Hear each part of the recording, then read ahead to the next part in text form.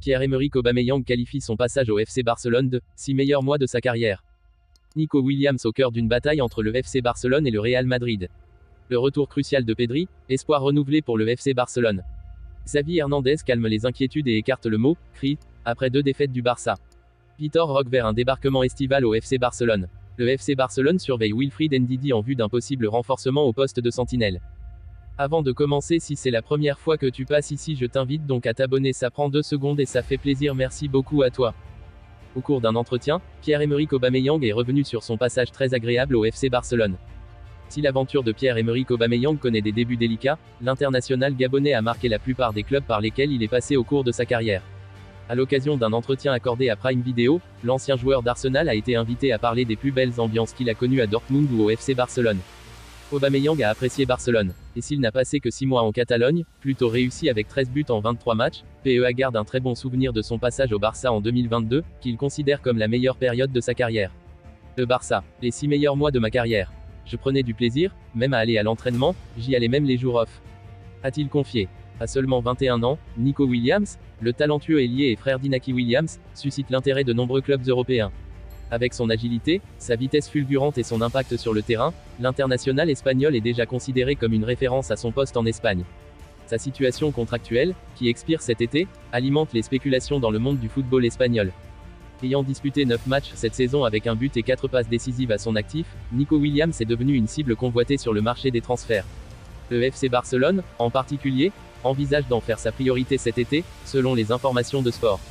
Les contacts avec l'entourage du joueur sont déjà établis, indiquant un intérêt sérieux de la part des Blaugrana. Cependant, le Real Madrid n'est pas en reste, suivant de près les performances du jeune prodige. La compétition entre les deux géants espagnols promet d'être féroce dans la course à la signature de Nico Williams. Malgré l'ouverture à un départ, le joueur envisage également de prolonger son contrat avec l'Athletic Bilbao, son club formateur. Blessé aux ischios depuis la fin août, Pedri a fait sa rentrée face à la Real Sociedad, 1-0, la semaine dernière. Il pourrait être titularisé demain contre Alaves. Les chiffres prouvent qu'il est prépondérant dans la bonne marche du FC Barcelone. Après une demi-heure de jeu samedi dernier sur le terrain de la Real Sociedad, 1-0, et une autre à Hambourg mardi contre le Shakhtar, 0-1, Pedri devrait être titularisé par Xavi demain pour la réception d'Alaves. Ce serait la fin d'un long tunnel pour le milieu de terrain, blessé aux ischios fin août et qui a dû s'arrêter 2 mois en raison de rechute. Ce serait aussi, pour le FC Barcelone, l'espoir d'une embellie au niveau des résultats.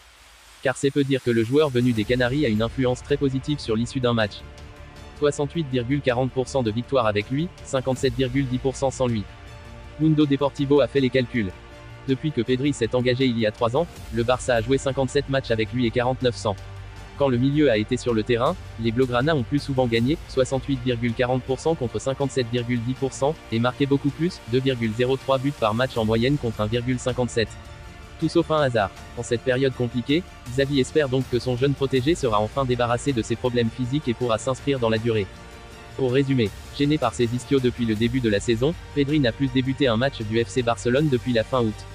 Pourtant, la présence du milieu de terrain est fondamentale pour les Catalans, qui gagnent et marquent plus quand il est sur le terrain. Malgré des résultats récents décevants à l'image de la défaite lors du Classico, 1-2, le 28 octobre et du revers contre le Shakhtar Donetsk mardi, 0-1, Chachi, l'entraîneur du Barça, estime que son équipe est loin d'être en crise. Xavi Hernandez, entraîneur du Barça, avant la réception d'Alaves dimanche, 16h15, non, je pense que cela n'a rien à voir. Je pense que j'ai vécu le pire moment en tant qu'entraîneur l'année dernière. Cela n'a rien à voir. Rien du tout. Ce n'est pas une crise ou quelque chose comme ça. L'année dernière, nous avons pu parler d'une situation délicate, mais sans que cela ne devienne une crise non plus. Honnêtement et sincèrement, nous n'avons pas été bons dans le jeu, et nous devons nous en remettre. J'ai vécu des crises terribles ici. Terribles. Ce n'est pas le moment de parler de crise. Oui, c'est une baisse de régime par rapport à ces 2 matchs, oui. Honnêtement et sincèrement, nous n'avons pas été bons dans le jeu, et nous devons nous en remettre. Nous savons ce qui nous est arrivé, le diagnostic, et nous allons voir si nous sommes capables de récupérer ce jeu de position et ce jeu qui nous identifie comme l'ADN du Barça à partir de demain, dimanche, n'est-ce pas? Récupérer tout cela est essentiel. Mais non, je vais bien, je suis calme en tant qu'entraîneur, rien à voir avec la situation de l'année dernière. Rien à voir. Parenthèse ouvrante, parenthèse fermante. Non, mais vous m'en avez fait baver toute ma vie. Alors vous vous y habituez, vous vous immunisez presque contre les critiques, et c'est normal, c'est le Barça. Nous sommes à un moment où nous devons accepter les critiques. Nous avons eu 2 mauvais matchs.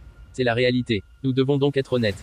Nous n'avons pas bien joué, nous n'avons pas été à la hauteur de l'équipe, des attentes et des circonstances. Il y a donc des critiques. Il y en aura, nous le savons. C'est le Barça et c'est comme ça que ça marche. Mais bon, on s'y habitue, malheureusement. Xavi, l'un des meilleurs vestiaires sur le plan humain. Vitor Roque ne devrait finalement pas arriver au FC Barcelone dès cet hiver.